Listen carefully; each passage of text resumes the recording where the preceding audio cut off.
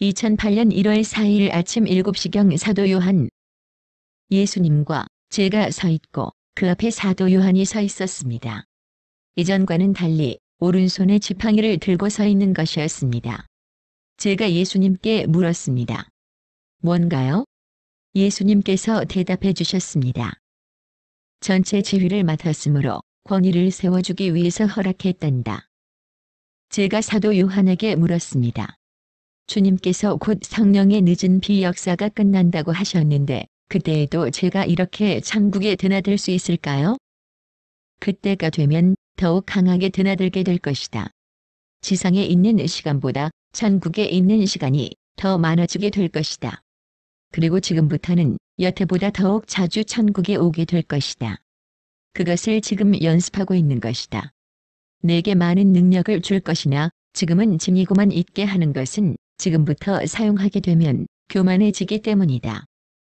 그러면서 저를 붙잡고 축복 안수를 했는데 저의 몸에 큰 진동이 있었습니다. 제가 다시 물었습니다. 영적 암흑 시대가 오기 전에 신부들이 준비해야 할 것은 무엇인가요? 말씀으로 무장하여 사랑을 행하는 것. 늘 말해온 대로이다. 오직 그것만이 무기가 되어 이길 수 있는 것이다. 에녹을 보았는데 주님과 동행한다는 뜻이 정확히 무언가요? 좀 더 구체적으로 가르쳐 주세요. 지금 내가 하고 있는 것이 주님과 동행하는 것이다. 너 지금 잘 하고 있다. 저는 요즘 말씀 보고 기도하고 오직 그것만 하고 있는데 잘하고 있는 건가요? 너는 사도이다. 말씀과 기도에 전무하는 것, 그것이 사도의 길이다. 그리고 사랑을 행하는 것, 그것이 온전한 사도의 길이다. S 집사님이 사람을 존경하는 것에 대해서 물었었어요. 어디까지 구분해야 하는 것인지. 사도 요한이 저의 어깨를 안고 걸으면서 대답해 주었습니다.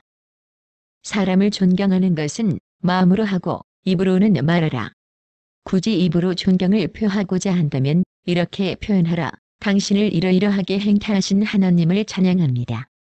그렇게 말함으로써 존경을 받는 자와 존경을 표하는 자가 더불어 함께 주님을 찬양하도록 하라.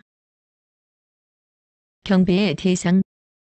예수님께서는 먼저 기도를 받으실 대상을 정확히 지적해 주셨는데 하늘에 계신 아버지를 부르라고 말씀하십니다. 성부 성자 성령 하나님 가운데 성부 하나님 아버지께 구할 바를 구해야 하는 것입니다. 주님께서 이끄셔 보게 된 천국의 성전에도 하나님의 보좌 그리고 그 우편에 예수님의 보좌가 있었는데 성령 하나님의 보좌는 없었습니다. 삼위일체 하나님의 역할과 기능이 다름을 말해주고 있는 것임을 깨닫게 해주셨습니다. 우리가 기도할 때 성자 예수님의 이름으로 성부 하나님께 아뢰면 하나님 아버지께서 보혜사 성령 하나님으로서 이 땅에 오시어 우리의 기도가 응답되도록 도우시는 것입니다. 고린도후서 13장 13절의 축도의 내용처럼 우리 주 예수 그리스도의 은혜와 하나님 아버지의 사랑과 성령의 교통하심이 너희 무리와 함께 하시는 것이 완벽한 삼위일체 하나님의 역할 분담이십니다. 위에서 보는 바와 같이 주님의 아름다운 사역의 주체는 성령님이십니다. 성령님은 상당히 모성적인 인격을 지니신 분이십니다. 사단은 그 점을 이용하여 성령님의 자리에 천주교회 마리아의 성모 역할로 대체시킨 것입니다. 최근 들어 성령님 도와주세요, 성령님 인도해주세요, 성령님 해결해주세요 등등 성령님께 기도드리는 경우가 많음을 보게 됩니다. 마지막 구원 사역을 이루시기 위한 성령님의 폭포수 같은 역사하심으로 성령님의 역사가 그 어느 때보다 크게 부각됨은 이해하지만 어디까지나 성령님은 도우시는 보혜사이시지 경배와 찬양과 기도를 홀로 받으시는 대상이 아니심을 알려주셨습니다. 그 점을 우려하신 성령님께서 지금 이 글을 쓰게 하시는 것임을 알게 해주셨습니다. 또한 성령님께서는 기도를 받으시는 대상이 아니라 우리의 기도를 친히 간구해 주시는 분이신 것입니다.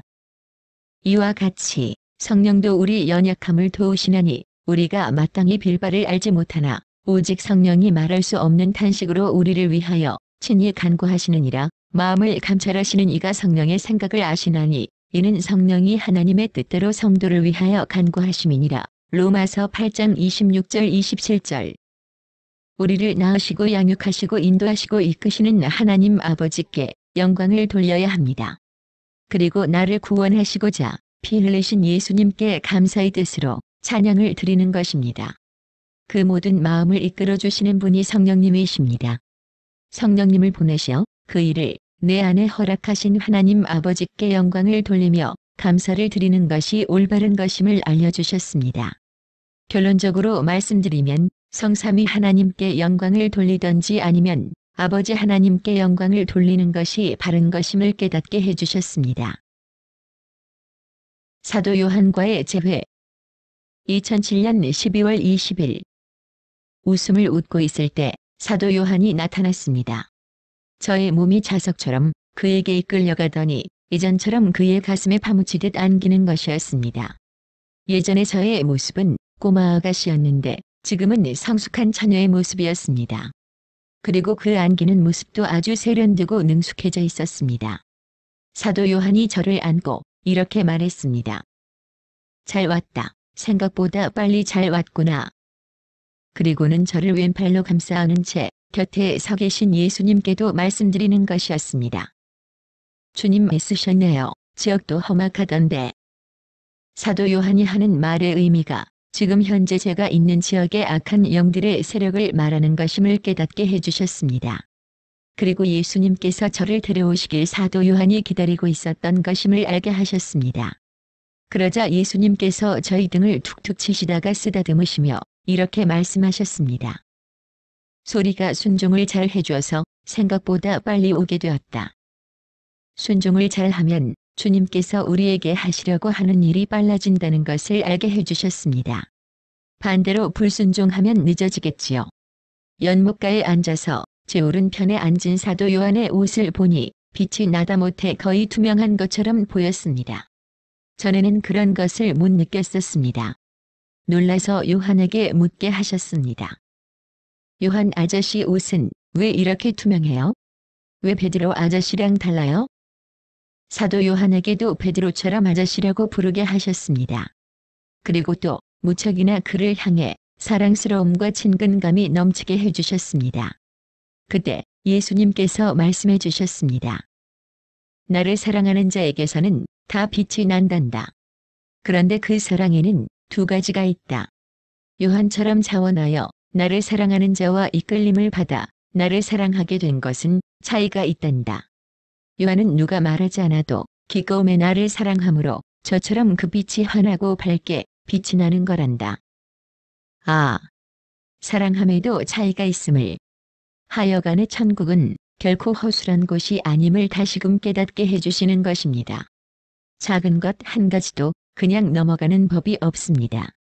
우리의 마음자리 한 올 한 올조차 이처럼 상급으로 분류하여 상을 주다니요. 저와 비슷한 베드로라 여기고 있었기 때문에 부끄러움이 밀려오는 것이었습니다. 주님을 부인했던 베드로처럼 세상으로 나가 죄를 짓다 돌아온 저의 모습이 죄송스럽게 여겨지게 하셨습니다. 그런 저희 마음을 아신 주님께서 말씀하셨습니다. 하지만 그가 돌이켜 자원하는 마음으로 나를 사랑하면 그 마음에 따라 빛이 점점 밝아진단다. 베드로 역시도 저와의 첫 만남은 천국에서의 그의 모습이 아닌 지상의 모습을 저에게 알려주려 했었던 것 때문이고 실제 천국에서의 그의 옷의 빛은 제가 본 것보다 훨씬 더 빛이 난다는 것을 깨우쳐 주셨습니다. 그리고 내 영혼의 바퀴에 따라 상대의 옷빛깔이 거울처럼 반사되어 나타난다는 것을 깨닫게 해주셨습니다. 다시 말해 제가 처음 베드로를 만났을 때 그의 옷빛깔이 칙칙해 보였던 것은 그가 세상에서 어부에 있어서 허름한 옷을 입어서가 아니라 바로 그를 바라보는 저의 영적 상태가 침침했던 것임을 알려주셨습니다. 그러고 보니 이제 사도 요한이 밝게 빛나 보이는 것은 저의 영적 상태가 많이 호전되었다는 의미이기도 하군요. 주님께 감사와 영광을. 이제 세 명이 앉았을 때 저희 마음의 사도 요한이 하려고 하는 말이 마지막에 관한 것임을 알게 하셨습니다. 그런 생각이 들자마자 곧 사도 요한이 말문을 열었습니다. 주님께서 아주 속히 오실 것이다. 그리고 내가 이 마지막 때에 지휘를 하게 될 것이다. 이것은 내가 반모섬에 있을 때 주님께서 마지막 때의 비밀을 보여주시면서부터 이미 정해진 일이었다. 제가 앞쪽으로 몸을 굽히면서 그에게 관심을 표하며 이렇게 말하게 하시는 것이었습니다. 근데 전체 지휘라고 하시면 어떤 일을 하시는 건데요? 하늘의 전략을 세워 세계 곳곳에서 악한 영들과 싸워 이기는 일을 지휘하게 된다. 그리고 주님의 용사들을 세워 공중 권세 잡은 자들과의 싸움에서 승리하도록 이끄는 것이다. 전신갑주를 선물 받다. 2007년 12월 21일. 이번에는 사도 요한이 자기 집으로 들어가자고 해서 예수님과 저 모두 집 안으로 들어갔습니다. 으리으리한 그 집을 보면서 우와 입을 벌리고 있는데 요한이 답답하다며 지붕으로 올라가자고 했습니다. 그러자 곧장 지붕 위로 올라가게 되었습니다. 근데 신기하게도 뾰족탑에 3명이 모두 둘러 앉은 것입니다. 알다시피 뾰족탑 경사가 굉장히 가파르잖아요. 그런데 거기를 걸터 앉아 있는 거예요. 글쎄. 역시 천국이라 틀리다는 생각을 웃음과 함께 주셨습니다. 위로는 하늘이 아름답게 펼쳐져 있고 아래로 또한 푸르른 들판이 광활하게 펼쳐져 보이는 것이 너무도 기분 좋은 뾰족탑 미팅이었습니다. 사도 요한이 말했습니다. 소리야 내가 너에게 검을 주노라. 하더니 검을 저에게 주는 것이었습니다. 그 검이 사도 요한이 쓰던 검이라는 것을 알게 해주셨습니다. 그것을 받고는 나는 전에 검이 없었나? 궁금해하며 제 오른손 쪽을 내려다 보는데 저의 속 생각을 안 사도 요한이 말했습니다. 원래 너에게도 검이 있었단다. 그런데 더 커질 거야. 그러는데 그 말처럼 오른손 쪽을 내려다보고 있는데 원래 있던 중단 정도 크기에 작고 날카로운 검이 점점 커지면서 투명하고 날카로운 검이 되어 저의 오른손에 높이 들리는 것이었습니다. 좌우에 날이 선 멋진 검이었습니다. 그것이 말씀을 의미하는 것임을 알려주셨습니다. 하나님의 말씀은 살았고 운동력이 있어 좌우에 날선 어떤 검보다도 예리하여 혼과 영과 및 관절과 골수를 찔러 쪼개기까지 하며 또 마음의 생각과 뜻을 감찰하나니 히브리서 4장 12절. 내가 이 모든 일을 감당하도록 내가 선물을 줄게. 사도 요한이 또 그런 말을 했는데 말이 끝나기가 무섭게 저에게 중세 기사와 같은 갑옷이 입혀지는 것이었습니다. 처음에는 투구가 씌워졌습니다. 구원의 투구라는 생각을 주셨습니다. 그 다음에는 가슴에 흉판이 붙었고 허리에는 정금 허리띠가 둘러졌습니다. 왼손에는 커다란 정금 방패가 쥐어져 있었습니다. 오른손에는 여전히 멋진 검이 높이 들려 있었고 발을 내려다 보니 철로 된 것 같은 두껍고 튼튼한 철신발로 발을 두르고 있었습니다. 그렇게 전체가 조립식처럼 착착 몸에 붙는데 1초도 안 걸리는 것 같았습니다. 그러자 어느 곳 하나 빈틈이 없는 갑옷이 저를 둘러 덮었습니다. 종말로 너희가 주 안에서와 그 힘의 능력으로 강건하여지고 마귀의 괴계를 능히 대적하기 위하여 하나님의 전신갑주를 입으라. 우리의 씨름은 혈과 육에 대한 것이 아니요 정사와 권세와 이 어두움의 세상 주관자들과 하늘에 있는 악의 영들에게 대함이라. 그러므로 하나님의 전신갑주를 취하라. 이는 악한 날에 너희가 능히 대적하고 모든 일을 행한 후에 서기 위함이라. 그런즉 서서 진리로 너희 허리띠를 띠고 의의 흉배를 붙이고 평안의 복음에 예비한 것으로 신을 신고 모든 것 위에 믿음의 방패를 가지고 이로써 능히 악한 자의 모든 화전을 소멸하고 구원의 투구와 성령의 검 곧 하나님의 말씀을 가지라. 에베소서 6장 10절에서 17절. 그러더니 갑옷입은 저의 몸이 한 번에 1m 정도씩 두세 번에 걸쳐 쑥쑥 자라더니 굉장히 커지는 것이었습니다. 제가 놀라서 저의 모습을 내려다보자니 예수님께서 말씀하셨습니다. 내가 너를 그처럼 빨리 성장시켰느니라. 너뿐 아니라 너처럼 온전히 헌신하는 자들을 내가 그렇게 빠르게 성장시킬 것이니라. 시간은 급하고 일구는 적기 때문이다. 갑옷을 입은 저의 모습이 재미있기도 하고 우습기도 하고 신이 나기도 해서 웃음이 저절로 나오는 것이었습니다. 그런 저의 모습을 보며 예수님과 사도 요한도 함께 즐겁게 웃으셨습니다. 웃는 두 분께 제가 역시 웃으며 이렇게 말하는 것이었습니다. 아이 이거 무거워서 어떻게 다녀요? 그러자 예수님께서 말씀하셨습니다. 무겁지 않다. 걸어보아라. 말씀대로 걸으려고 한 걸음을 내딛는데 말로 할 수 없이 가벼움과 동시에 발 아래 용수철이 달린 듯이 통통 튀는 것이었습니다. 너무 재밌어서 막 깔깔대고 여기저기 튕겨 다녔습니다. 걸으려면 가볍게 걸어지고 내가 뛰려고 하면 튕겨지고 하는 것이었습니다. 점점 강도가 세지더니 들판을 넘어 어떨 때는 하늘을 날기도 했습니다. 그러다가 저 멀리 갔다가 왔다가 하며 자유자재로 여기저기를 튕겨져 날아다니는 것이었습니다. 이제 보니 모든 것이 예비된 것이었습니다. 그래서 사도 요한이 집안에 있다가 금방 지붕으로 올라가자고 한 것이 바로 제가 이처럼 갑옷을 입고 하늘로 들로 방방 뛸 수 있도록 장소 제공을 한 것이며 한편으로는 두 분이 지붕에서 저를 볼 수 있기 위해서였음을 깨닫게 해주셨습니다. 즐겁고 신나하는 저의 모습을 마치 두 어른이 어린아이 재롱 보듯이 흐뭇한 눈초리로 함께 웃으며 보시다가 예수님께서 저에게 말씀하셨습니다. 내가 천국에서 이렇게 뛴 것처럼 세상에서도 뛰어다니게 되리라. 제가 온 세계에 다니며 사역을 하게 될 것을 말씀하시는 것임을 깨닫게 해주셨습니다. 예수님께서 말씀하셨습니다. 온 세상 신부교회들을 내가 모을 것이며 그들이 하나로 연계되어 연합하게 될 것이다. 그것이 나의 교회니라. 너는 어느 한 교회에 소속된 것이 아닌 나의 교회를 위하여 사역하게 될 것이다. 다시 말해서 저는 말 그대로 프리랜서인 셈입니다. 주님께서 어디를 명하시면 어디랄 것이 없이 가야 하는 저의 기질을 아시는 주님께서 기질대로 자유분방하게 쓰시는 것이 신기하고 놀랍기만 합니다. 그 어느 것 하나 신기하고 놀랍지 않은 것이 없으신 주님. 또 주님께 여쭙는 것이었습니다. 주님, 근데 저는요, 제가 신부라고 생각하고 있었거든요. 근데 지금 보니깐 이건 군사잖아요. 그때 주님께서 설명해 주셨습니다. 모든 신부들의 옷 속에는 그러한 갑옷이 숨겨져 있단다. 다만 그들의 아름다움으로 그리고 그들의 겸손함으로 가리워져서 외부로 보여지지 않는 것뿐이란다. 그 갑옷을 입지 않은 자는 신부가 될 수 없느니라. 이것이 바로 신부의 모습인 것입니다. 신부는 신부이면서 동시에 용사인 것입니다. 신부는 신랑을 위해 죽을 수 있는 자입니다. 그러므로 그러한 갑옷에 무장을 하여 신랑을 위해 분투하는 것입니다. 신부는 겉으로 온유하고 내적으로는 강한 위온의 사람입니다. 신부는 타인의 잘됨에 기뻐하고 함께 즐거워할지언정 시기하거나 질투하거나 비방하지 않습니다. 신부는 지체들과 함께 울고 함께 웃는 자들입니다.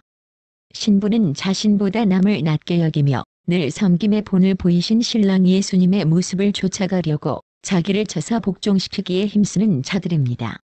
갑옷을 주신 주님께 한쪽 무릎을 꿇고 머리를 조아려 감사를 드리고 있었습니다. 환난 중에 일어날 일들. 주님께서 환난 중에 일어날 일들 몇몇 가지를 환상으로 보여주셨습니다. 한 번에 전부를 보여주신 것이 아니고 기도 중에 혹은 강권적인 기름 부으심이 임하여서 보여주신 것들입니다. 그런데 주님은 놀랍게도 그 환상들을 되어질 차례대로 하나씩 보여주셨음을 이제 깨닫게 되었습니다. 시간이 지나도 그 장면들은 저의 뇌리에 여전히 간밤의 꿈처럼 생생하게 기록이 되어져 있습니다. 환상 1. 좀 허름해 보이는 건물 입구에 한 소년이 주먹으로 눈물을 훔치며 흐느껴 울고 있었습니다. 그 건물은 일반 현대식 건물에서 흔히 보는 현관 출입문 같은 것이 없이 곧장 2층으로 올라가는 어둑한 계단이 보이는 건물이었습니다. 그 입구에 소년이 쪼그리고 앉아 울고 있는 것이었습니다.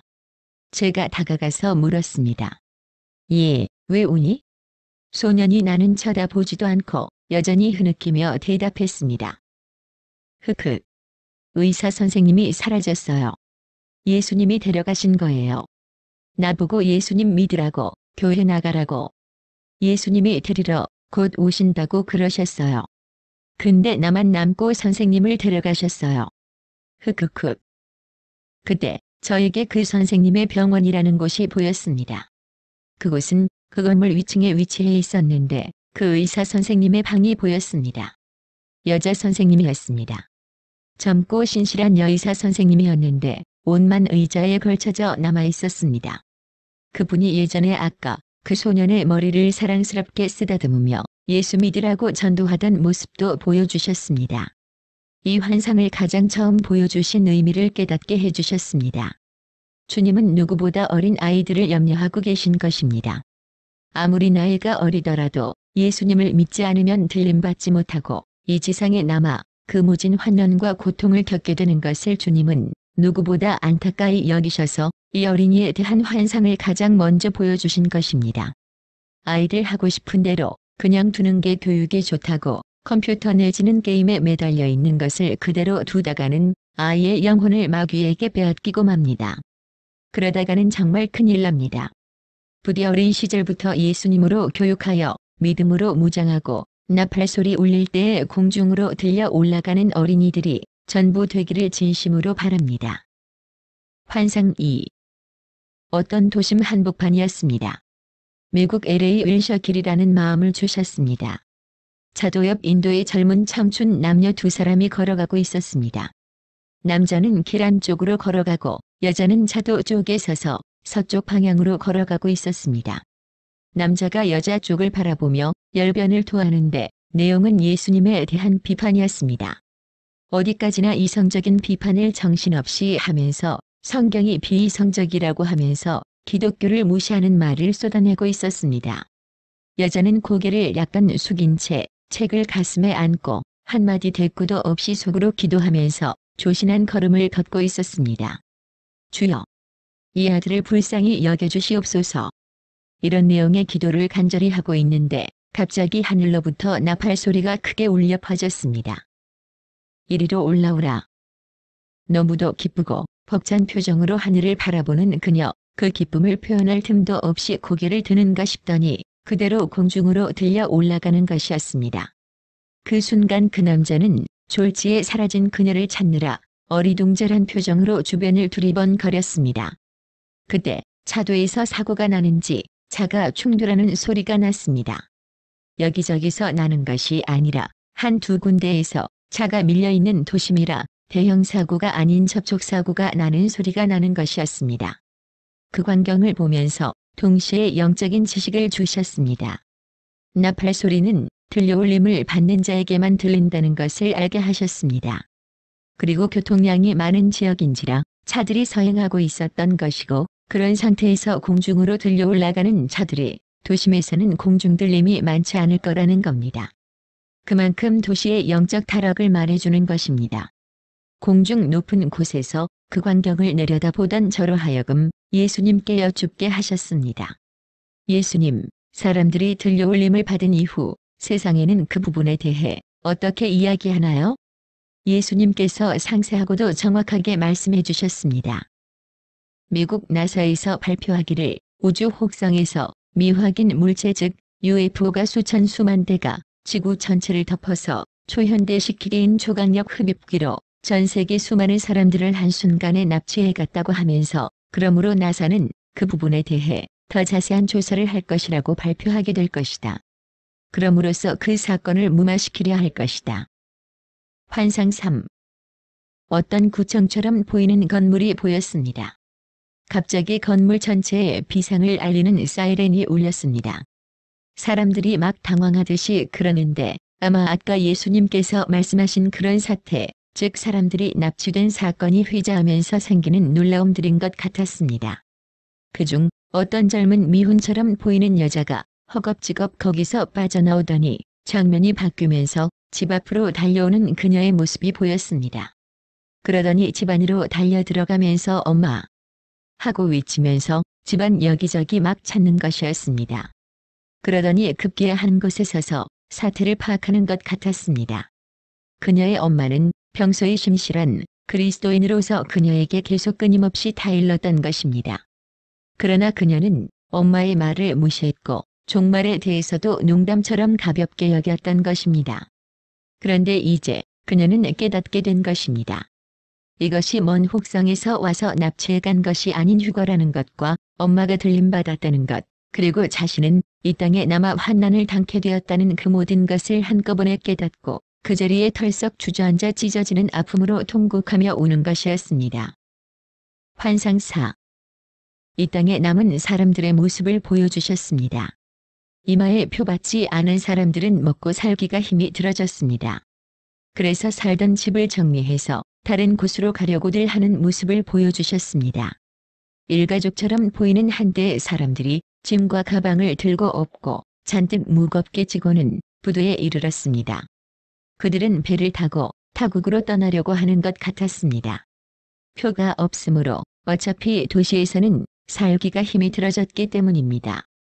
그러나 부두에서 배를 타려고 들어가려고 하자 표가 없으므로 배를 탈 수조차 없게 되었음을 그제야 알게 됩니다. 결국 배의 승선을 거절당하고 축 처진 어깨들을 해서는 힘없이 돌아서서 걸어가는 것이었습니다. 그들은 이제 차를 탈 수도 없으므로 걸어서 산으로 가게 될 것임을 알게 하셨습니다. 또 한 무리의 사람들을 보여주셨습니다. 이번에는 기찻길을 따라 걸어가고 있었습니다. 한 줄로 걸어가는데 그들도 양어깨며 손에 잔뜩 가방과 짐들을 들고 힘겹게 무거운 걸음으로 걸어가고 있었습니다. 먼 길을 걸어왔음을 알게 하셨습니다. 그때였습니다. 기차가 그들 옆으로 지나가는데 최신형 기차처럼 보였습니다. 왜냐면 기차 창이 전체가 동유리처럼 보였습니다. 그래서 그 실내가 훤히 보이는 것이었습니다. 그 안에는 마귀 자녀들이, 즉 이마와 손에 표 받은 사람들이 캔맥주를 마시며 무언가 맛있는 것을 먹으며 즐겁게 떠들고 있다가 차창 밖에 지나가는 사람들을 향해 손가락질하며 조롱하고 자기네들끼리 깔깔대고 웃었습니다. 어떤 사람은 혀를 내밀고 날름거리며 야고르지하는 신용을 유리창에 발작대고 했습니다. 그것을 보던 길가 사람들이 반응하는 모습을 보여주셨습니다. 어떤 사람은 자신의 비참함에 울음을 터뜨렸습니다. 어떤 사람은 화를 내며 그들을 향해 욕을 하고 주먹질을 해댔습니다. 그러자 어떤 남자가 조용히 우는 사람을 어깨를 감싸고 토닥이며 위로하고 짐을 대신 쳐주었습니다. 그리고 또 화를 낸 사람에게 그러지 말라고 타이름에 달랬습니다. 그 사람은 주님께서 남겨두신 사역자, 즉 환난 중에 남은 자들을 섬기도록 남겨진 사명을 지닌 사람임을 알게 하셨습니다. 그 사람의 행동은 사랑이 가득해 보였습니다. 이 땅에 남아서 사역을 하는 사역자에 갖춰야 할 첫째 조건이 사랑이라는 것을 알게 하셨습니다. 그들 역시 산을 향해 가고 있음을 알게 하셨습니다. 표를 받지 않은 주님의 택한 자녀들은 모두 산으로 갈 수밖에 없는 것이 이제 아무것도 시내에서는 구입을 할 수 없으므로 자연 생산되는 식물에 의존하기 위해, 그리고 적그리스도와 그 일당들의 핍박을 피해 미리 산으로 도망하는 것입니다. 환상 5. 한 군인이 보였습니다. 그는 적그리스도 일당이라고 느껴졌습니다. 비단 그 한 사람뿐이 아니라 그때에는 군대 자체가 적그리스도의 수하에 움직이는 기관이 됨을 깨닫게 하셨습니다. 그 군인의 복장은 여름에 군인들이 팔을 걷어서 짧은 팔로 만든 것처럼 양팔 소매가 접혀져 있었는데 앞 단추는 끌어지고 후줄근한 데다가 미국에서 마시는 작은 맥주병을 들고 있었습니다. 이미 어디서 잔뜩 마시고 취해서는 주택가를 비틀거리며 걷는 것이었습니다. 눈동자가 빨갰습니다. 한눈에도 악령이 충만한 상태였습니다. 그 환상이 보이는 시기적 배경은 주님께서 깨닫게 해주시는 바, 적그리스도 정부가 이미 세상을 장악한 상태였는데 적그리스도가 군대에게 지령을 내리기를 이마나 손에 표를 받지 않은 자들은 세상에서 살기를 포기한 자들이다.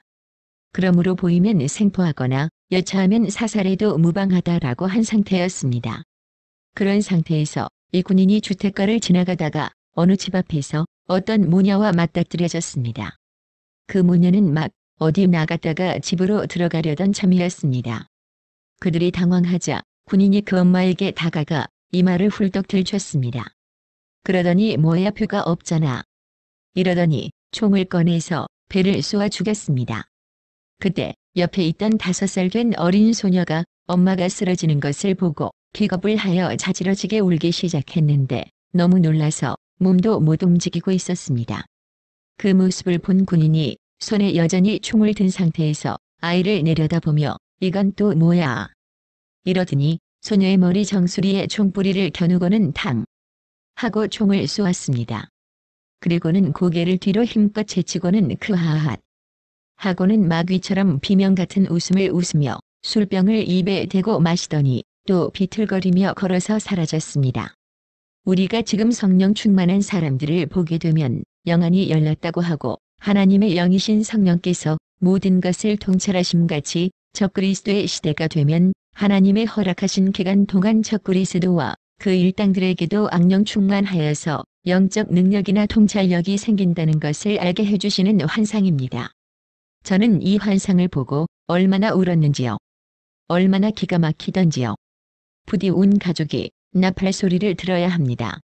한 명도 빠짐없이 내 가족이 모두 나팔 소리를 듣고 들림받게 해달라고 눈물로 간절히 구해야 합니다. 환상 6. 산으로 도망한 사람들이 숨어 지내는 동굴을 보여주셨습니다.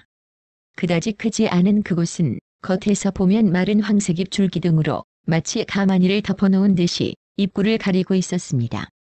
실내는 한실 8명 정도가 앉을 정도의 넓이었고 눕히는 어른이 허리를 반으로 구부려야 하는 정도로 얕았습니다.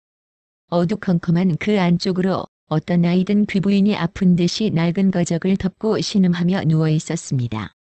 그러나 신음소리도 밖에 들릴세라 크게도 못 내는 것이었습니다. 그리고 친족 같은 젊은 여자가 곁에서 그 부인에게 손을 얹고 돌보고 있는 것 같았습니다. 실내에는 그 두 사람 외에 남녀가 그렇게 옹기종기 무릎을 맞대고 5명이 앉아 있었습니다. 한 남자를 쳐다보고 있었습니다. 그 안에서 지금 예배를 드리고 있는 것이었습니다. 그 남자가 리더 같았습니다. 그 리더 역시 주님께서 이 땅에 남겨두신 사역자였습니다. 그가 그들을 사랑으로 섬기며 이리로 인도해온 것입니다. 다 같이 찬양을 부르는데 이 땅에 남은 그들은 신앙생활에 불충실했기 때문에 찬송이나 성경에 대한 지식이 많지 않음을 알게 하셨습니다. 그래서 그 리더가 찬송가 가사를 불러주면 조금씩 따라서 부르는 것이었습니다. 역시 바깥에 들릴세라 소리도 작게 부르는데 소리도 작게 부르는 데다가 그들의 처지를 돌아보며 열심히 신앙생활하지 못한 자신들의 회원으로 목이 아파오는 것이었습니다. 그 장면을 보고 있는 저에게도 그들과 마찬가지로 목이 아파오며 그들처럼 눈물이 흘렀습니다. 찬양이 끝난 후 리더가 허리춤 벨트 있는 곳에 감춰둔 조그만 성경을 꺼냈는데 기드온 협회에서 주는 손바닥만한 포켓용 신약 성경이었습니다. 그것마저 하도 닳게 보아서 너덜너덜해질 정도로 낡은 성경이었습니다. 그것을 꺼내어 입구 틈새로 들어오는 빛의 성경을 비추어서 읽어주는데 요한복음 14장 말씀이었습니다. 너희는 마음에 근심하지 말라. 하나님을 믿으니 또 나를 믿으라. 내 아버지 집에 거할 곳이 많도다. 그 말씀을 읽고 나서 리더가 나지막한 음성으로 설교를 하였습니다. 주로 위로와 소망과 격려의 메시지였는데 듣는 사람들 가운데에는 고개를 끄덕이며 아멘, 아멘 하는 사람도 있었고 소리 없는 눈물을 흘리는 사람도 있었습니다. 모두들 스스로 부끄러워하며 주님께 죄송스러운 표정들이었습니다. 그러나 이전보다 믿음이 많이 생긴 것임을 알게 해주셨습니다. 예배를 마치자 그들 중 한 남자가 입구 거적을 들추며 사방을 두리번거리며 나왔습니다. 먹을 것을 구하러 나온 것을 알게 하셨습니다. 그리고는 여전히 주변을 살피며 산 아래로 내려가는 것이 아니라 더 깊은 산속으로 들어가는 모습을 보여주셨습니다. 산으로는 내려갈 수가 없는 것입니다. 내려가면 잡히니까요. 그래서 산속으로 들어간 그는 그러나 아무것도 얻지 못하고 축 처진 어깨로 돌아오는 모습을 보게 하셨습니다. 이제는 주변의 식물을 다 따먹어서 아무것도 남지 않은 것입니다. 2008년 1월 30일. 지금도 그 장면을 생각하면 두려움에 몸이 떨리고 온몸의 기운이 빠집니다. 지옥을 보았을 때보다 더 큰 두려움으로 저의 온 몸과 영혼이 사로잡히는 것이었습니다. 그것은 하나님의 보좌였습니다. 그냥 보좌가 아니라 심판하시는 자리, 다시 말해 재판정 같은 곳을 보여주신 것입니다. 큰 교회처럼 보였습니다. 강대상이 있는 자리에 하나님의 보좌가 있었습니다. 양옆에 대형 스크린이 높이 달려 있었습니다. 좌우로 길다란 의자들이 일반 교회처럼 있었습니다. 어디선가 아까 들렸던 찬양 소리가 다시 그곳을 전체 울려 퍼지면서 천사들이 천장 쪽으로 막 여기저기 날아다녔습니다. 그러면서 어떤 안개인지 연기 같은 것이 대형 무대에서처럼 피어올랐습니다. 너무 아름답고 웅장한데 저에게는 갑자기 온 몸이 떨려오면서 두려움이 몰려오기 시작했습니다. 그러면서 제가 막 흐느끼며 자꾸만 앞으로 엎어지는 신용을 여러 번 하는 것이었습니다. 완전히 엎어지려고 애쓰는 듯한 저의 모습이었습니다. 한참을 흐느껴 울면서 입에서 말이 나오는데 생전 참 해보는 말이었습니다. 보통 제가 하는 방언이 아니었습니다. 하는 동안 깨달음을 주셨는데 그 말은 천국말이었습니다. 하여간 그 말로 제가 막 울면서 뭐라고 하는데 해석은 안 해주셔서 모르겠습니다. 그런데 말도 못하게 두려웠습니다. 너무너무너무 두려웠습니다. 나중에 깨닫고 보니 그때가 바로 하나님께서 보좌에 좌정하시는 순간이었나 봅니다. 아, 그 두려움이라니. 어찌 말로 다 표현할지요. 제가 지금 여기서 하나님이라고 부르는 것 자체가 너무 황송한 이름을. 예전에 어느 때처럼 저에게 2층에서 아래를 내려다보는 위치에서 그곳을 보게 해주셨나 봅니다. 그렇게 밑을 내려다보고 있었습니다. 사람들이 좌우 의자에 앉아 있었습니다.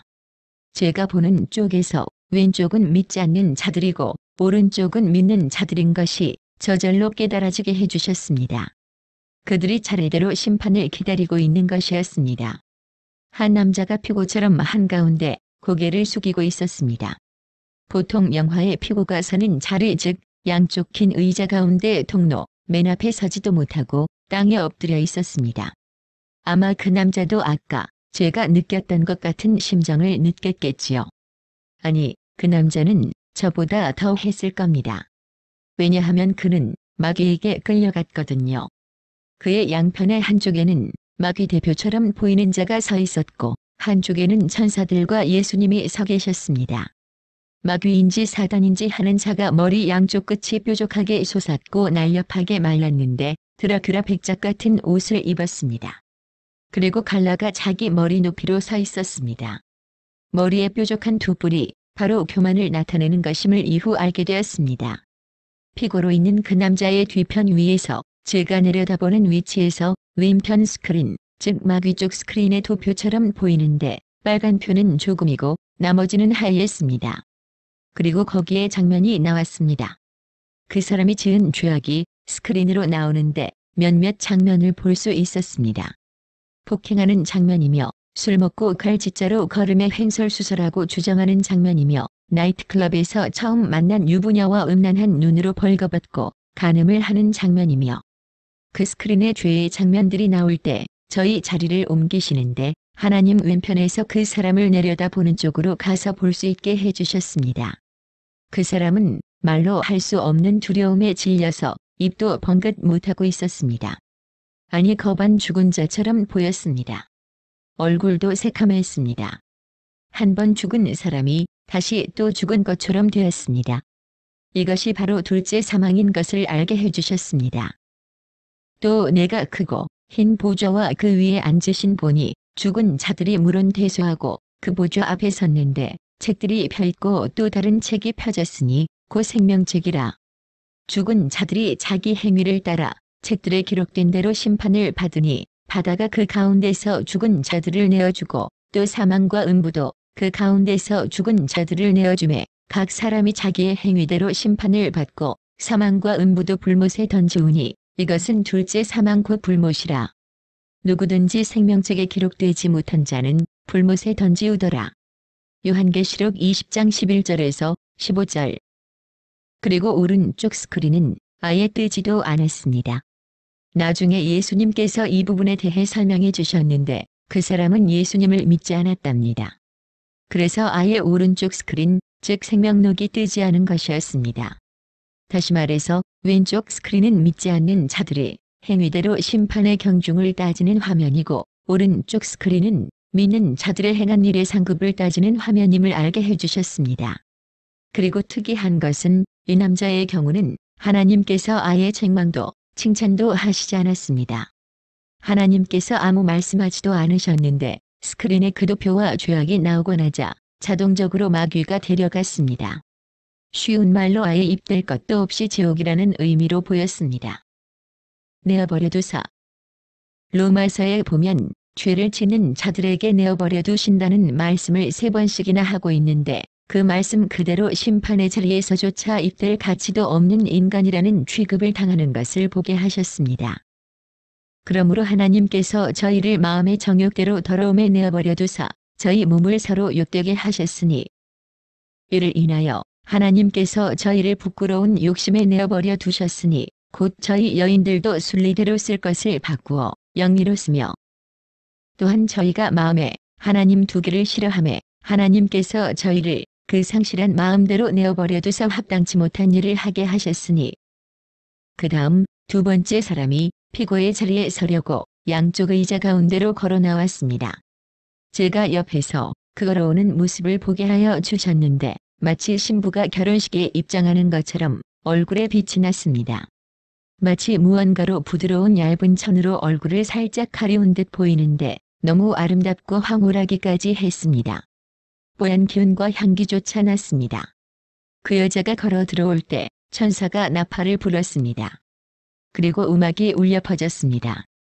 너무 아름다운 장면이었습니다. 저의 입에서 저도 모르게 호산나, 호산나 이런 말이 끊임없이 나왔습니다. 그녀가 아까 그 남자가 있던 자리에 섰습니다. 그 남자처럼 구부리지 않고 반듯하지만 겸손한 태도로 곱게 서 있었습니다. 그때 오른쪽 스크린에서 그녀의 행한 일들이 나왔습니다. 그리고는 전체적으로 부드럽고 따뜻함 속에 그녀가 예수님께로 인도함을 받았습니다. 예수님께서 그녀를 안아주며 수고했다고 등을 토닥여 주었습니다. 그때 다시 한 번 천사들의 나팔 소리가 울려 퍼졌습니다. 그리고는 지상으로 다시 보내셨습니다. 그러나 여전히 몸을 움직일 수가 없이 굳어져 있었고 눈을 떴으나 다시 감기게 하셨습니다. 그대로 누운 채로 한동안 있다가 잠시 후 다시 데려가셨습니다. 그 다음 예수님께 2 사람에 대해 여쭙게 해주셨습니다. 예수님, 아까 그 남자의 가장 큰 죄는 무엇이고 그 자매의 가장 큰 선행은 무엇인가요? 예수님께서 말씀하셨습니다. 예수님께서 말씀하시는 동안 아까 보았던 음란한 장면이 다시 떠올랐습니다. 그러면서 예수님의 음성이 나레이션처럼 들려왔습니다. 나이트클럽에서 살다시피 하면서 처음 만난 여자와 잠자리를 한 것이다. 그 말씀을 들을 때 저희 마음의 지식으로 그들의 상태가 알아졌습니다. 그 남자는 유부남이었고 나이트클럽에서 처음 만난 유부녀와 원나잇 스탠드를 하는 것을 의미하는 것입니다. 그 순간 2 가정이 파괴되는 것이므로 가정을 사랑하는 주님께서 가장 큰 죄로 여기는 것이라는 것도 깨닫게 하셨습니다. 2번째로는 그 자매에 관한 화면이 보였습니다. 교회 식당 같은 곳이었습니다. 어떤 늙고 초라한 할아버지 한 분이 계셨는데 사람들은 각자 아는 사람들하고만 친교를 나누면서 그 할아버지는 신경을 쓰고 있지 않았습니다. 그때 그 식탁 곁에 그 자매가 서서 다정하고 따뜻한 눈빛으로 말을 건네며 음식도 갖다 드리고 나중에 마실 것도 갖다 드리며 사랑으로 섬기고 있었습니다. 예수님께서 말씀하셨습니다. 가난하고 불쌍한 자에게 한 것이 곧 나에게 한 것이다. 그것이 가장 큰 상급이다. 2008년 1월 30일 오전 9시경. 저 멀리서 하나님 음성이 들려왔습니다. 우렁우렁한 음성이. 소리야. 그 한마디만 듣는데도 저는 온몸과 뼈마디가 다 저려오는 느낌이 들면서 오그라들기 시작했고 벌벌 떨렸습니다. 또 한 번 하나님께서 부르셨습니다. 소리야. 저는 또 다시 말 한마디 못하고 울기만 하고 있었습니다. 소리야. 3번 저를 부르신 하나님께서 말씀하셨습니다. 너는 내 말을 잘 들을지어다. 간신히 대답하고 정신을 추스리게 되었습니다. 무릎 꿇은 상태로 대답했습니다. 네 주님. 내가 하는 말을 너는 지금 받아 적으라. 네 주님. 너희는 나의 말을 들을지어다. 천지는 없어지겠으나 나의 말은 변함도 없거니와 사라지지도 아니하느니라. 너희가 어찌하여 나를 없다 하며 나를 무시하며 나를 경멸함으로 대적하느뇨. 나의 사랑하는 독생자를 너희를 위하여 아낌없이 내어준 나의 사랑이 너희에게 그렇게 하찮게 보여서 그리하는 것이냐. 너희는 들으라. 나로 인하여 기뻐하는 자들은 그 기쁨이 더하여질 것이요. 나를 우습게 여기며 경멸하는 자들에게는 너희의 행한 대로 내가 갚아주리니 내가 속히 갚아줄 것이니라. 그러므로 너희는 회개하라. 묵은 땅을 기경하며 내게 순전한 마음과 부드러운 마음으로 나아오라. 내가 너희의 가슴 찢는 회개가 있을 때 너희의 죄악을 돌이킬 것이요 기억치 않으리라마는 내가 이처럼 경고함에도 그 자태를 바꾸지 아니하고 여전히 교만한 눈빛과 비아냥거리는 말투와 껐덕거리는 머리짓을 하는 자들에게는 내가 결단코 나의 진노를 멈추지 아니하리니 나의 심판 때까지 하리라. 그러므로 너희는 회개하라. 내가 다시 말하노니 회개하라.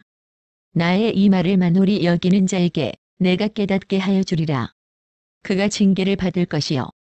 또한 그것이 나로부터 온 것임을 깨닫는 마음을 더하여 줄 것이라. 그러므로 너희는 회개할지어다. 사랑의 언어 선물 2008년 2월 6일 오전 기도하다가 몸이 뜨거워지더니 영혼이 이끌려갔습니다. 천국에 이르니 사도 요한이 기다리고 있었습니다. 그의 집 앞에 예수님께서 저희를 기다리고 계셨습니다. 함께 요한의 집에 들어가 저번 날 앉았던 소파에 앉았습니다.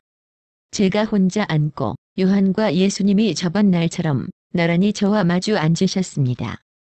그때 예수님께서 어느 틈엔가 저의 왼쪽에 앉으셔서 저를 쳐다보고 계셨습니다.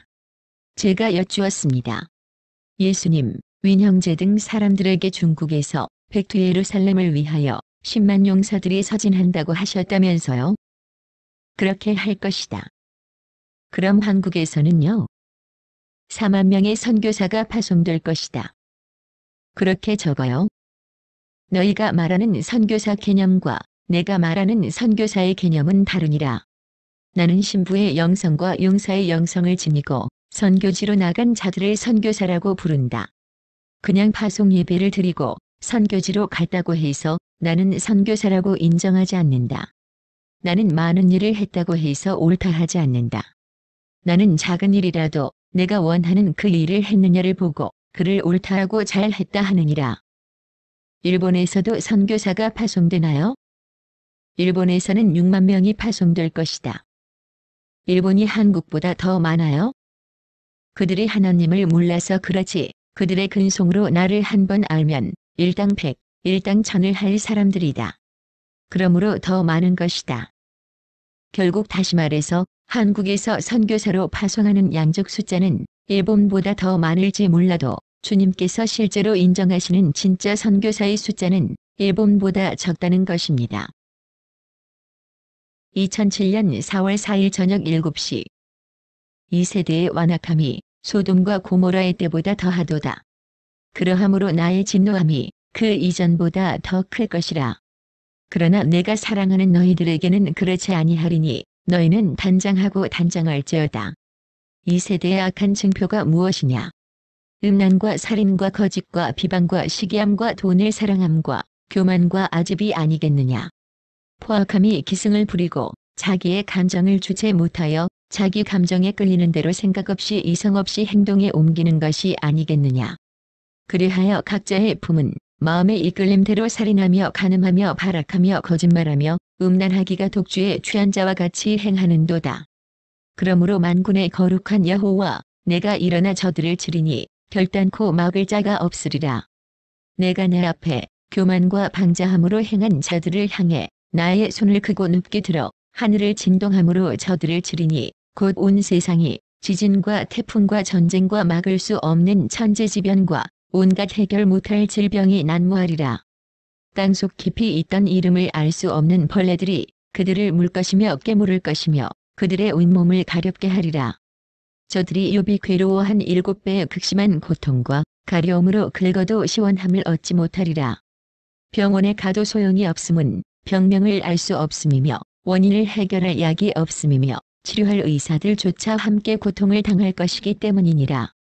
그러나 나의 사랑하는 신부들은 마치 애굽에 재앙을 내릴 때에 고센 땅에 머물게 한 이스라엘 백성들과 같이 내가 한 곳에 두어 보호하리니 사람들이 보고 기이히 여기리라.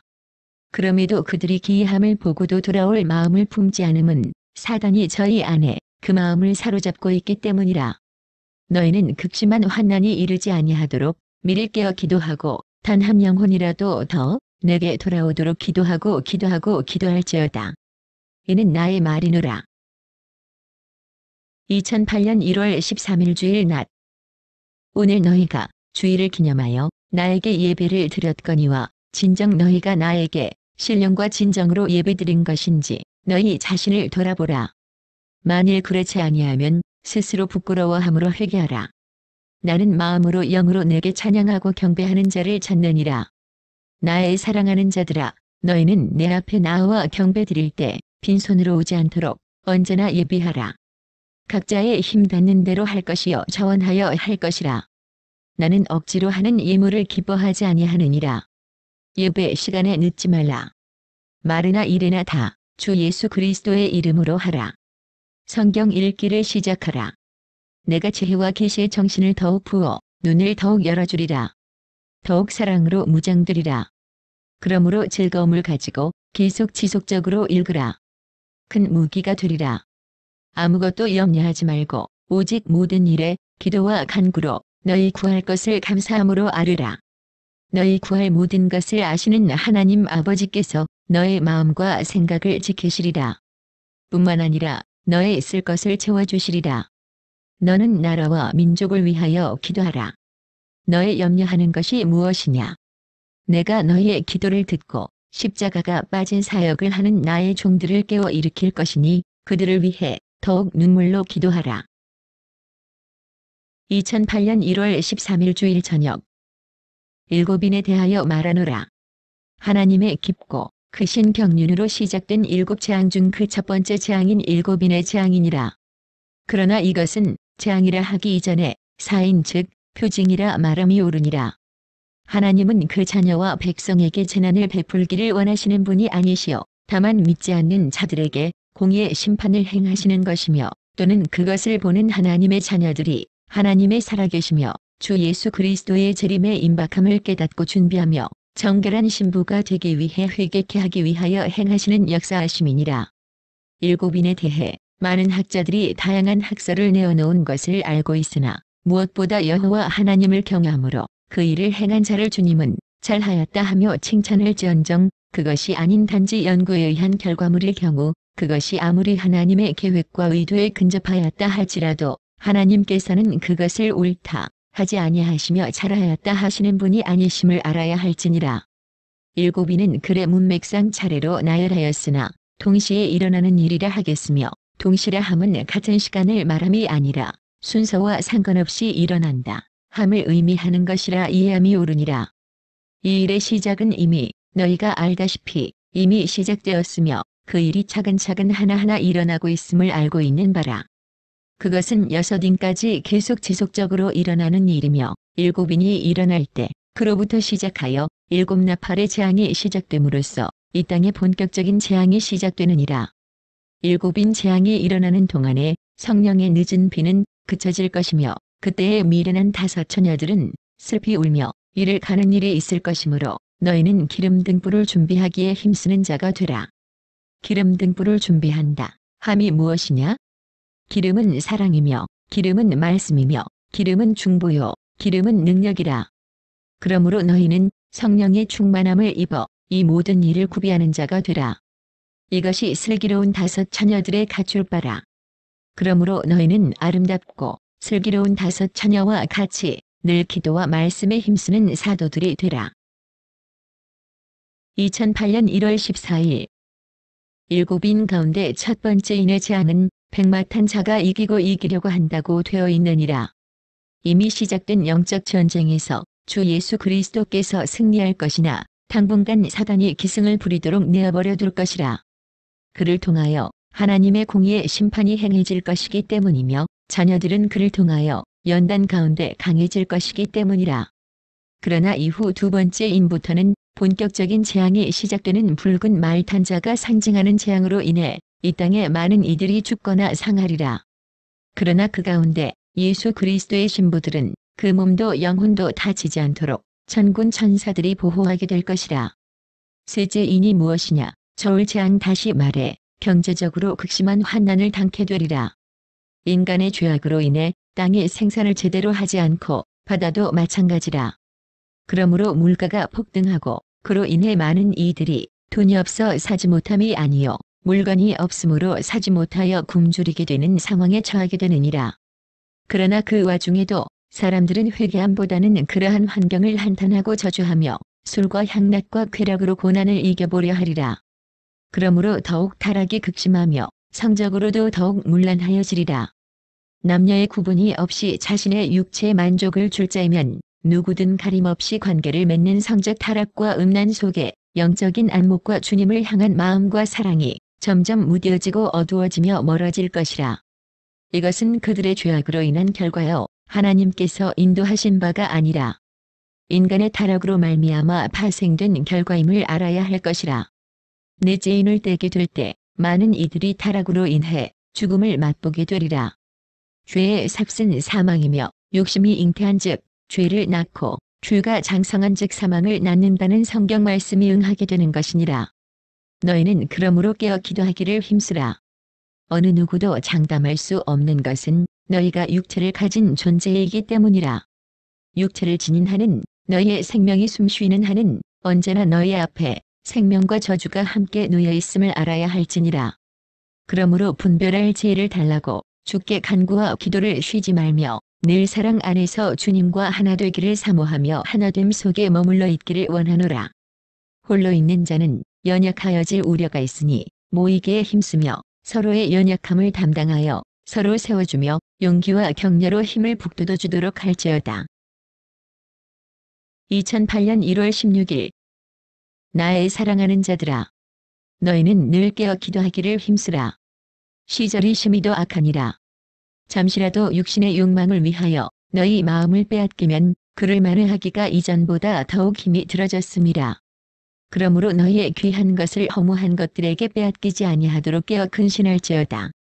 자는 동안에라도 너희 영혼을 지켜주시기를 주께 부탁드리라.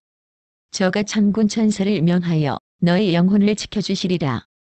이제 때가 올수록 원수 마귀는 다양한 방법으로 너희를 미혹하려 발악을 하노니 너희의 영분별이 절실히 필요한 때라. 그러므로 너희는 말씀으로 무장하여 미혹당치 않도록 힘쓰라. 가장 분명한 영분별은 그 일을 통하여 맺어지는 열매가 성령의 열매인가를 확인하라. 그리하고 그 일이 사랑으로 행해진 것인가를 또한 확인할지어다. 주 예수 그리스도께서 너희를 위하여 저주의 십자가에 달리심이 가장 주된 이유가 사랑의 어느 외적인 현상에 미혹되지 아니하도록 주의하고 매사에 사랑으로 행함으로 사랑으로 비롯된 일인지 아닌지를 분별하기에 용이하도록 하라. 사랑으로 행한 자는 사랑으로 행함의 유무와 진의를 능히 구분할 수 있으리라. 조심하라. 결코 우습게 보아서는 안 되는 존재가 저 타락한 무리들이니라. 저희는 어떡하든 한 영혼이라도 음부로 이끌려고 온갖 술수와 괴유를 사용할 것이라. 또한 이미 그리하고 있음이나 너희는 너무도 영적인 세계와 이 악한 일에 대해 무지함으로 부지 중에 당하는 일이 많으니라. 너희를 위하여 십자가에 달려 돌아가심으로 너희를 자유케 하시고자 하신 우리 주 예수 그리스도를 생각하라. 주께서 너희의 그러한 모습을 볼 때마다 흘리는 피눈물을 너희는 아느냐? 겪는 너희보다 더욱 아파하심을 나는 알거니와 너희도 알기를 내가 원하노라. 악에 대항하여 지혜로운 자가 되어 능히 대적함으로 늘 승리하여 주를 기쁘시게 하는 자가 되라. 2008년 1월 19일 밤 10시 48분 잠시 잠깐 후면 오실 이가 오시리니 지체하지 아니하시리라. 그러므로 너희는 깨어 준비하라. 깨어 기도하라. 늘 말씀을 묵상하기에 힘쓰고 주 하나님께 기도하기에 힘쓰며 무엇보다 너희 안에 있는 세상적인 생각과 관심을 버리도록 힘쓸 것이니라. 악한 원수 너희 대적 마귀는 세상의 현란한 것으로 너희 눈과 귀와 마음을 유혹하고 미혹하며 흥미롭게 하여 자꾸만 이끌리도록 하느니라. 그러므로 깨어있지 아니하면 넘어지느니라. 늘 조심없이 말며 기도와 말씀에 장념하라. 이는 너무도 중요하므로 내가 여러 번 되풀이하여 하는 말이라. 너를 위하여 죽으신 주 예수 그리스도 너희 하나님은 너희가 원수에게 미혹당하여 이끌려가며 죄짓는 것을 보기 원치 아니하시느니라. 그러므로 사랑하는 자들아, 부디 너희는 주 하나님 아버지 사랑하기를 마음을 다하여 목숨을 다하여 뜻을 다하여 할 것이니라. 주 하나님 아버지를 그처럼 전심으로 사랑하면 너희 하나님 아버지께서 또한 이웃 사랑하기를 너희에게 알게 하여 주시리라. 나의 사랑하는 자녀들아, 내가 너희를 지극히 사랑하고 사랑하기를 너희를 위하여 자기 몸 버려 죽으신 우리 주 예수 그리스도의 마음과 일반이라. 너희는 부디 이 땅에서 주를 사랑하기를 전심으로 하여 주 하나님 아버지를 기쁘시게 함으로 그분의 마음에 기쁨과 위로를 드리라. 그분의 아픔을 아는 자가 많지 않으니 주님은 그러므로 자기와 마음을 나눌 자를 찾고 계시느니라. 너희 가운데 너희의 마음을 온전히 주님께 열므로 말미암아 너희 자신을 주님께 온전히 드려 그분과 늘 대화하기를 원하는 자가 누구냐? 주님은 그러한 자를 찾고 계시느니라. 나의 사랑하는 자들아, 너희가 주님께 너희 온 마음과 영혼을 다 바쳐드린 바 되면 주님은 큰 기쁨으로 너희에게 임하사 그분이 하실 일을 너희와 나누실 것이요. 또한 미리 알리심으로 너희와 이 마지막 때의 사역에 동역하시리라. 나의 사랑하는 자들아, 때가 심히도 가까우니 너희는 깨어 기도함으로 시대의 흐름을 분별하고 원수의 행보를 추적함으로 쫓기는 자가 아니라 그들을 쫓는 자가 되어 그들에게 발 뒤꿈치를 깨물리는 것이 아니라 오히려 그들의 머리를 부수는 자들이 될지어다. 너희가 전심으로 내게 구하면 그들을 능히 물리치고도 남음이 있는 권세와 능력을 어찌 내가 너희에게 주지 아니하겠느냐. 그러므로 너희는 시대를 분별하는 지혜를 입을지어다. 나의 사랑하는 자들아. 2008년 1월 21일 저녁. 내가 이 땅에 올 날은 심히 가깝고 또한 나의 친자녀들, 나의 이스라엘 백성들은 아직도 내게서 너무 멀리 있노라. 그러므로 나의 눈물이 어떠하며 나의 아픔이 어떠하며 나의 고통이 어떠하겠느냐. 나의 사랑하는 자녀들아, 내가 너희를 불러 나의 자녀 삼음 같이 이제 너희는 오히려 나를 알지 못하고 자기의 친부가 누구인지 모르고 유리하고 방황하는 너의 형제들을 찾아가 그들의 친아비가 누구인가를 알려주어야 할 것이라. 그것이 내가 너희에게 원하는 바요. 그것이 내가 사도 바울을 통하여 흘렸던 바 나의 눈물이며 이 마지막 때에 너희를 통하여 이루고자 하는 나의 구원의 계획이라. 내가 깨어 근신하는 나의 종들을 통하여 나의 친자녀들을 깨어 불러일으키며 찬송하리로다. 주의 이름으로 오시는 이여 이전 내가 성을 들어갈 때와 같이 그들이 나를 향하여 두 손으로 환영하며 자신들의 아버지이며 자신들의 왕인 나 예수를 맞이하는 그날을 속히 이루도록 내가 그들을 사용할 것이라. 그러므로 너희는 나의 뜻 가운데 행하기를 위하여 힘쓰되 나의 뜻을 분별하기 위하여 더욱 성령의 충만함을 달라고 내게 구하라. 이 마지막 때에 나의 사랑하는 자들이 더욱 더 내 마음을 알아 나를 기쁘게 하기를 내가 원하노라. 2008년 1월 23일 밤. 나의 사랑하는 자들아, 내가 너희를 사랑하여 이 말을 하노라. 너희는 이 마지막 때에 하나님과 재물을 겸하여 섬기지 말고 너희의 전 인격을 너희를 위하여 독생자를 아끼지 아니하신 너희 주 하나님께 너희도 아낌없이 주를 위하여 너희의 가진 모든 것으로 헌신하라. 그것을 주님께서 받으시고 너희가 이후에 이를 주의 나라의 영원한 상급으로 쌓을 것이니라. 너희는 상급을 쌓는 것을 계산하며 하지 말고 하나님의 기뻐하시는 뜻이 무엇인지 분별하여 그것이 내게 원하시는 아버지의 뜻임을 깨달았을 때에는 즉시 그것을 행함으로 주를 기쁘시게 하라. 순종이 제사보다도 낫다고 한 말씀을 상기하여 늘 주님 앞에 계산 없는 순종으로 주님을 기쁘시게 하는 자들이 되라. 나의 사랑하는 자들아, 너희 원수 마귀는 늘 너희의 모든 외적인 행동뿐만 아니라 너희의 모든 마음의 생각까지도 지켜보고 있음을 명심하여 너희의 마음을 그들에게 빼앗기지 않도록 언제나 말씀에 붙잡힌 자가 되어 빛 가운데 거하라. 그리하면 그들이 너희의 일거수일투족을 노림에 해치려 할지라도 감히 나의 영이 머무는 너희 안에 들어오지 못하리라. 내가 너희를 이 악한 세대에서 지켜줄 것이니라. 너희로서는 결코 저들을 알아차릴 수도 이길 수도 없으니 그러므로 너희는 늘 나를 의지하고 내 안에 머물며 나의 음성을 들어 선한 목자인 너의 주 하나님만 의지하고 따르도록 하라. 이 말은 아무리 강조하여도 지나치지 않으니 너무나 중요한 말인 것은 너희 안에는 수시로 악을 향하여 귀 기울이고자 하는 근성이 있기 때문이라. 너희를 조금이라도 의지하게 되면 원수가 기뻐하며 그와 영적 간음을 하자고 너를 미혹할 것이라. 그러므로 나에게만 너희의 영적인 눈을 맞추고 영적인 귀를 기울이며 전심으로 내게 기도하고 찬양하기를 힘쓰라. 나와의 교제를 쉬지 말라. 잠든 동안에라도 너희의 영혼을 내게 부탁하라. 그리하면 내가 너희의 영혼을 너희가 잠든 중이라도 지킴으로써 악한 원수가 너희의 심령밭에 악의 씨를 뿌리지 않도록 내가 도울 것이니라. 2008년 1월 24일 밤 백투 예루살렘의 마음으로 행하는 자들의 길을 내가 열리라. 한국, 중국, 일본에서 이 일을 위하여 헌신하는 자들이 많이 일어나도록 기도하라. 그들이 성령 세례를 받도록 기도하라. 실크 루드의 길을 따라 한국으로부터 시작하여 육로와 해로에 있는 국가를 위해 하나씩 차례로 기도하라. 내가 지역과 도시를 일러주리라. 각 국가에서 사역하고 있는 사역자들의 건강을 위해 기도하라. 그들의 가정을 위해 기도하라.